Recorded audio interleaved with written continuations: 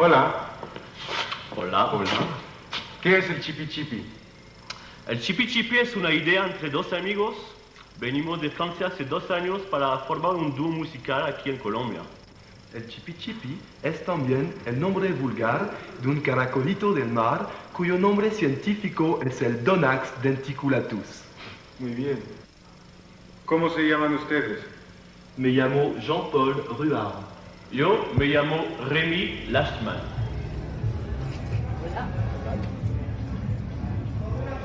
Alors.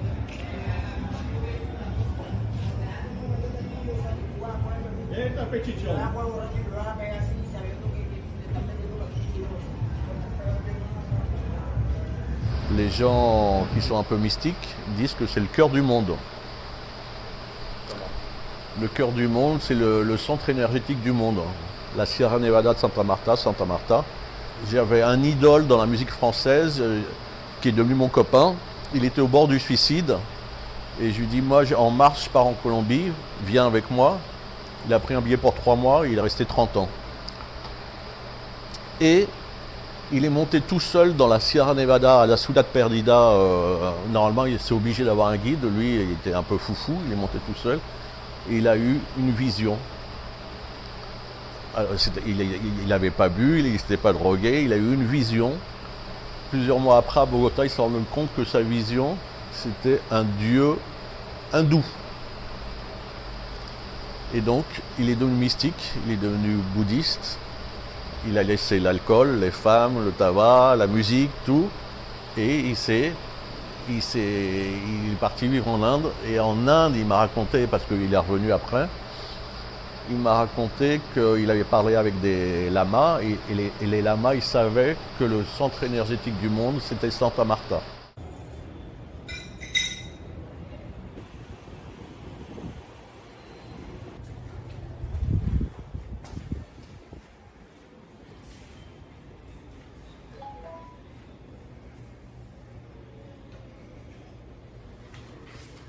Moi, je suis un homme, mes silences parlent plus que mes mots.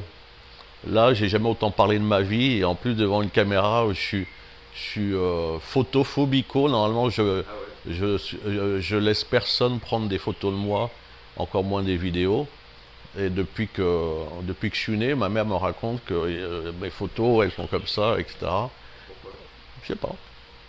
Et il y a une tribu qui s'appelle les Wayuu, qui sont au nord de la Colombie, qui se laissent prendre des photos uniquement avec des lunettes noires.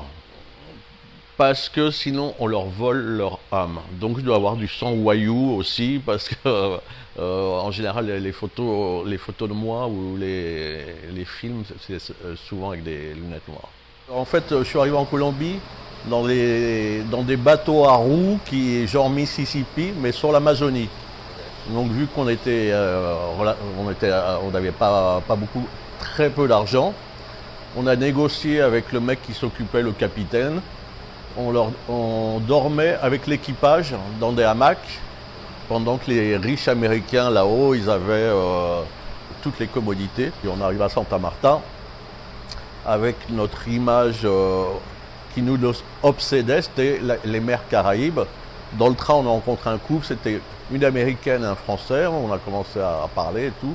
Et on leur a dit, nous, on descend du train, on va direct à la plage se baigner. On veut le baptême des mers Caraïbes. Ah, ok, on va avec vous. Donc, on arrive à la plage. Eux, ils étaient là en train de se bécoter et tout. Donc, on leur a dit, bon, restez là, nous, on va se baigner, mais vous surveillez les affaires. Oui, pas de problème et tout. Et en fait, ils n'ont pas bien surveillé les affaires. Quand on est revenu, on n'avait plus de bagages. Donc plus d'argent, plus de passeport, plus d'habits, plus de chaussures. On était juste avec nos shorts de bain. Mouillés. Donc voilà l'histoire, le début de l'histoire.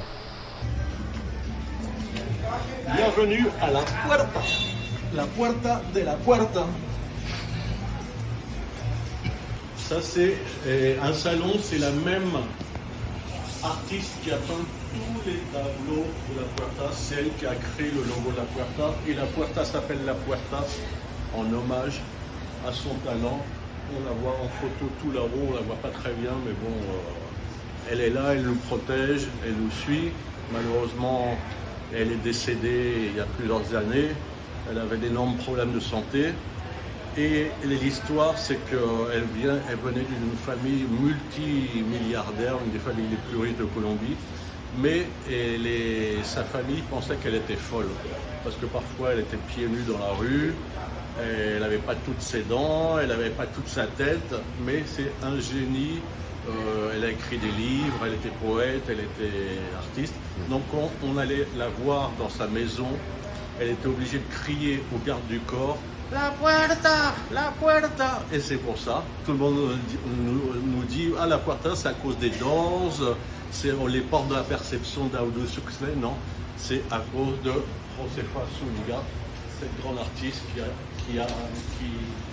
dont l'âme est restée à la puerta. Et vu que mes copains ils étaient mignons et tout, il y avait deux, trois filles qui traînaient par là, et en fait les deux, trois filles, c'était les filles d'un type que j'ai su plus tard qui était aussi mafioso, mais qui avait un restaurant sur la plage. Donc elles nous ont un peu aidés. Ben non, vous devez dormir sur la plage et tout, mais on essaiera de vous sortir les restes du restaurant. Je dis toujours, c'est sûrement la raison pour laquelle Santa Marta m'a autant fasciné et attrapé. C'est que toute cette période où on a vécu comme des clochards, en fait, on a vu que le cœur des gens ici était énorme. Avec 1 peso, on arrivait à acheter 2 bananes et un bout de chocolat, donc ça nous calait la faim et tout. Souvent, on tirait les filets avec les pêcheurs qui nous donnaient des poissons pour nous remercier. Bon, on a vécu la débrouille et c'était une période vraiment incroyable, quoi, fabuleuse. Bon, maintenant, j'ai des enfants, j'ai des impôts, tu vois ce que je veux dire? À 15 ans, tu dors, c'est pas dans un 5 étoiles, c'est un 1000 étoiles, tu es au bord de la mer Caraïbe, tu dors sur une plage, c'était un truc, vraiment l'aventure, c'était ça que je cherchais quand... C'était pas du tout comme mon arrivée à São Paulo, dans cet appartement de Bourges, avec les gens de la télévision, c'était plutôt ça que je cherchais, quoi. Parce que c'est ça l'essence de la vie, quoi. C'est ne pas savoir ce qui va se passer demain ou dans 5 minutes. On n'est pas des machines, quoi. Le père de nos copines du restaurant nous détestait parce qu'il voyait d'un mauvais œil notre amitié avec des filles qui avaient 15, 16 ans. Et un jour, il nous a appelés en disant « Et vous les Français, vous savez jouer au poker ?» Bah oui. Et on arrive dans son resto, c'était le parrain, c'était la mafia, costume 3 pièces avec cette chaleur, Borsalino, ils étaient tous, vraiment c'était la Cosa Nostra, ils commencent à parler, on commence à jouer, whisky, et poker, et bon, une fois que tout le monde était un peu, un des mecs nous dit, mais je sais pas, vous êtes sale, vous puez, et tout, mais vous avez l'air vraiment très cultivé. Racontez-moi ce qui s'est passé. Donc, on leur raconte notre aventure ou mes aventures. Et le type nous dit, demain, je vous attends à la mairie et j'ai envie de vous aider. Finalement, on a été le voir à la mairie et il nous a prêté, mais donné de l'argent suffisant pour qu'on retourne à Bogota. Et donc on est revenu en France, mais genre à moitié pieds nus, avec des fringues qu'on nous avait filées. C'était un truc vraiment folklorique, quoi. Et après, j'ai eu qu'une obsession dans ma vie, c'est revenir, en sachant qu'un jour, je m'installerai définitivement en Colombie. À Santa Marta.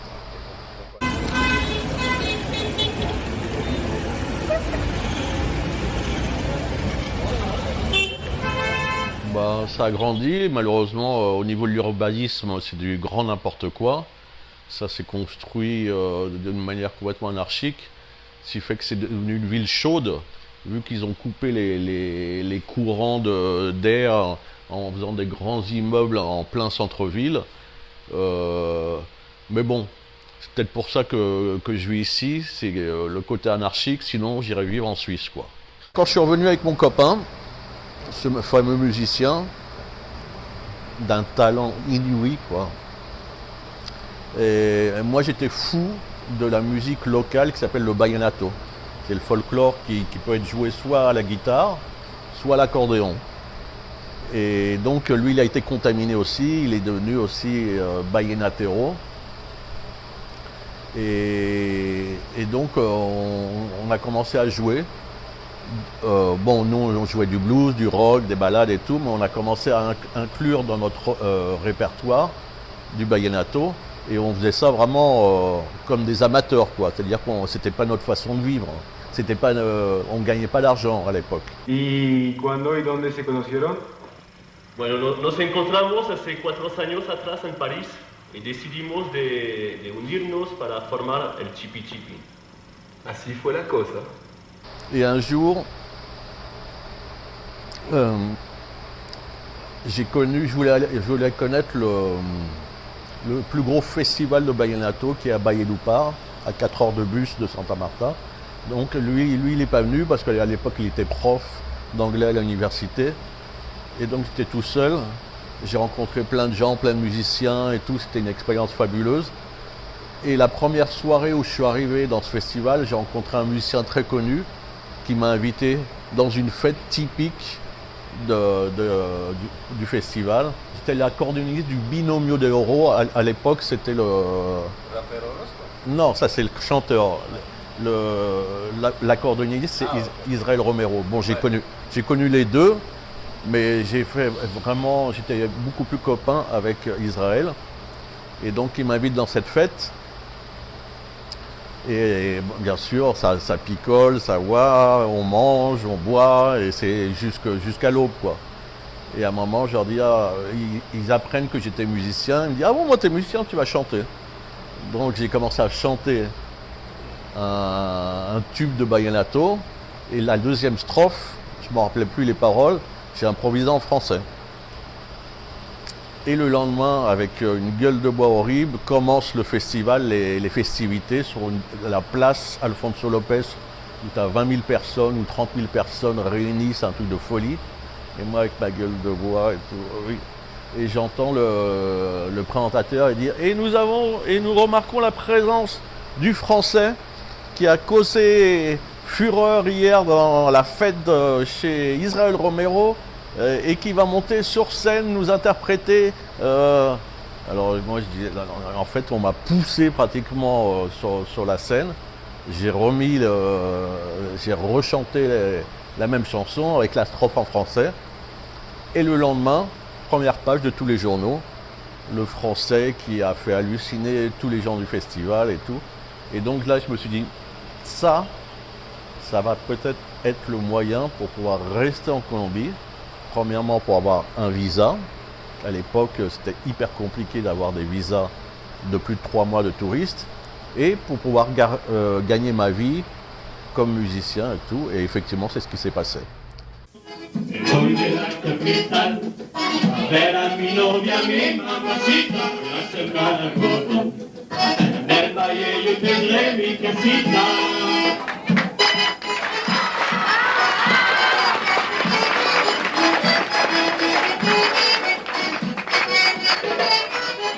Ah, les gens, c'était la folie. Ils voulaient tous m'inviter à manger. Ils voulaient tous m'inviter pour que je reste à dormir chez eux, que j'épouse leur fille. C'était un truc de folie, quoi. J'ai eu un flash en voyant tous ces articles de journaux, tous ces reportages, les radios qui me cherchaient et tout. C'était un truc... Oui, c'était un truc de folie. J'ai été le premier étranger à monter sur la scène de la tarima Alfonso Lopez à Valledupar. Après sont arrivés Marc Anthony, Juan Luis Guerra, le Grand Combo de Puerto Rico, mais en fait il n'y avait jamais eu un étranger qui s'était intéressé. C'était Rémi de Paris le premier. Voilà. Eux, ils ont ressenti l'essence, c'était un amour incroyable pour le vallenato. Je mangeais vallenato, je dormais vallenato, je découpais tous les artistes, tous les articles que je trouvais, j'ai acheté tous les disques, c'était une obsession sur le vallenato. Ils ont ressenti que c'était vraiment un truc de passion. Même si je ne chantais pas aussi bien que n'importe quel chanteur. En fait, moi, tous les prix que j'ai gagnés dans les festivals, c'était des prix hors concours. Donc, j'ai refusé les chèques, j'ai refusé tout ce que... Moi, je ne suis pas là pour être dans la compétition. Je suis là parce que j'aime ce festival et parce que j'aime la chanson qu'on a, etc. Voilà. Mais en fait, les touristes que tu vas rencontrer chez Dimitri, ils ne se mélangent pas avec les Colombiens. Moi, c'est ça qui me choque, en fait. Tout le monde va, ce que je vais dire, les gens ils vont me prendre pour un vieux réactionnaire, un vieux con. Mais malheureusement, pour moi, à mes yeux, c'est que les touristes qui viennent, les backpackers, ils restent dans leur ghetto. Alors donc, les Nord-Américains vont à la Brisa Loca, c'est que des Américains du Nord. Et les Français, ils vont à Masaya ou à República. Les Belges vont à Toledo, j'imagine. Et donc, ils restent entre eux. Et de quoi ils parlent? Des prix. Le bus, le taxi, le machin. Mais je les entends depuis 17 ans à la Puerta. J'écoute leurs conversations. Mais je ressens pas l'émerveillement. Et genre, j'ai fait la Ciudad Perdida. Non, toi, tu l'as pas fait. La Ciudad Perdida, elle existait il y a 5000 ans. Toi, tu n'as rien fait. Tu as juste pris un guide et tu as payé 1,4 million pour aller voir. Et c'est un peu dommage. À mon époque, encore le vieux con qui va parler, bien sûr, quand j'ai fait mon premier voyage, il n'y avait pas Internet. Des guides, il n'y avait pas de guide. Donc, c'est un truc encore plus magique à mes yeux. C'est-à-dire qu'on arrivait dans une ville de Bolivie complètement perdue au fin fond des Andes et on essayait de parler avec là où on allait manger, au resto, à l'hôtel, et on entendait parler. Non, il y a une ville où il y a un désert et tout, donc on ne savait pas le lendemain où on allait voyager, on se laissait guider par les rencontres. Et c'est un truc fabuleux que malheureusement, avec toute la technologie et ces mini-ghettos qui se sont formés dans les hôtels, ça n'existe plus. Et donc là, on a commencé à prendre ça au sérieux et on s'est dit on va déménager à Bogota. Et un jour, je reçois un coup de téléphone. J'appelle de la part de Enrique Santos Calderón pour vous inviter ce soir à faire la sérénade à Gabriel García Márquez dans la maison de la journaliste et tout. Voici l'adresse, on vous attend à 8h. Alors nous, on était comme des fous parce qu'on était tout hyper fans de García Márquez. Il revenait de son exil du Mexique pour se réinstaller en Colombie et c'était nous qu'on appelait pour chanter dans sa fête. C'était un truc de folie, quoi. Donc on arrive dans cet appartement, que des ministres, des présidents, Rafael Escalona, les plus grands chanteurs, les plus grands compositeurs, Daniel Samper Pisano, c'était un truc vraiment de folie. Mais malheureusement, à l'époque, on ne connaissait pas vraiment le nom ou l'image de tous ces gens-là, mais par la suite, on a su qui était là. Et on a commencé à chanter, et ça a été un truc de folie. García Márquez et sa femme qui chantaient avec nous les couplets de nos chansons. Nous, on pleurait, quoi. Notre chanson qui avait gagné San Juan del César s'appelait Mi Universidad Vallenata.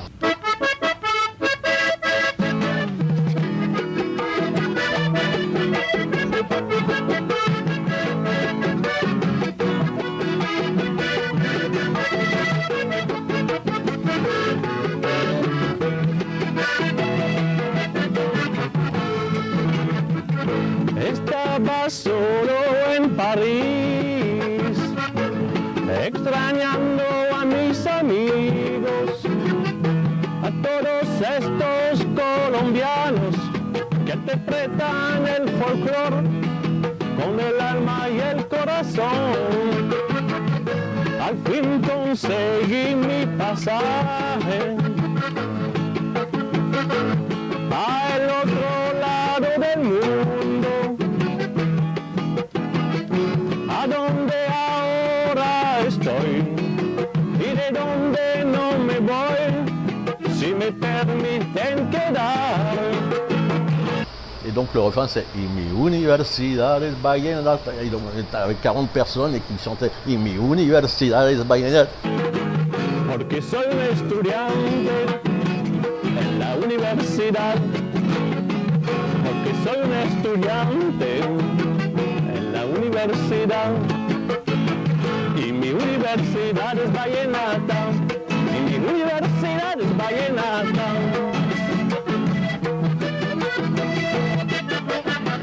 Et une semaine après, ou 2 semaines après, en première page de la section culturelle du Tiempo, Tiempo c'est le journal le plus lu en Colombie, le dimanche c'est tout le monde achète, même s'ils n'achètent pas la semaine, tout le monde achète l'édition du dimanche, première page, nous en photo, et le texte qui dit « Ce soir-là, la vedette n'était ni Garcia Marquez, ni, je ne sais pas qui c'était le président à l'époque, Belisario Betancourt, ni Rafael Escalona, c'était les Chipi Chipi, et une page entière sur notre histoire. Et à partir de ce moment-là, les gens ils ont commencé à nous appeler pour des concerts. Ce qui s'est passé, c'est après la révélation mystique qui s'est mis dans un... Il est resté à Bogota, il était plus genre latin jazz après et tout. Il avait mis de côté tout ce qui était rock'n'roll, blues et vallenato et tout ça. Il est devenu vraiment très mystique. On a continué à être amis, mais voilà, le cordon musical voilà. Et c'était en 2005 et c'est là où on a commencé l'aventure de la Puerta, qui vient de fêter ses 17 ans. Moi, on m'a toujours dit, c'est un Français qui a le bar le plus caribéen de Santa Marta. La Puerta. Quel est le bar où tu vas écouter Gio Arroyo, Orquesta Guayacán? Nous, notre ligne principale de musique, c'est la musique latine. La plupart, maintenant, ils ont été bouffés par le reggaeton et tout, c'est la musique à la mode. Donc, il n'y a plus d'identité culturelle. C'est pour ça que je te parlais de mon ami Krabs. Bon, lui, il est resté dans le rock des années 70 et tout. Mais au moins, il y a une identité, il y a un concept et qui est très bien manié. Maintenant, la plupart des bars sont tenus par des administrateurs et c'est pour faire de l'argent. Donc, les gens, quand ils viennent à la Puerta ou à Krabs, sentent la passion musicale, la mienne et celle de Oscar. Voilà. Parce qu'avant d'ouvrir la Puerta, avec Karine, mon ex-femme, mon associé, on faisait sans arrêt des fêtes chez nous et c'était déjà les prémices de la Puerta. Parce que c'était moi qui choisissais la musique, qui faisais les cocktails et tout. Et donc, c'est peut-être de là qu'est née l'idée de la Puerta. C'est comme si toutes les personnes qui viennent à la Puerta, c'est comme s'ils étaient mes invités. Voilà, c'est comme si c'était notre maison avec Karine et moi et que c'était des invités qui viennent faire la fête avec nous.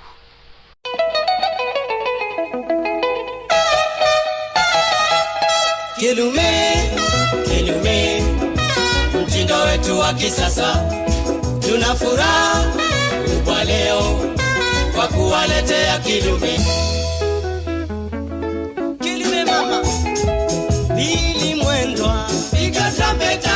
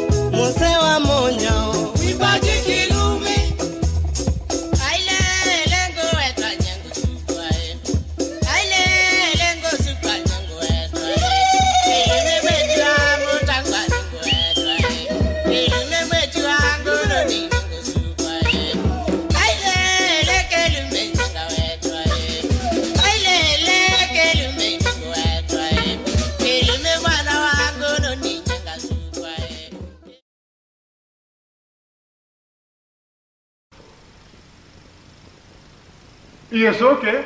¡El Mar Caribe! Au revoir les amis, à bientôt!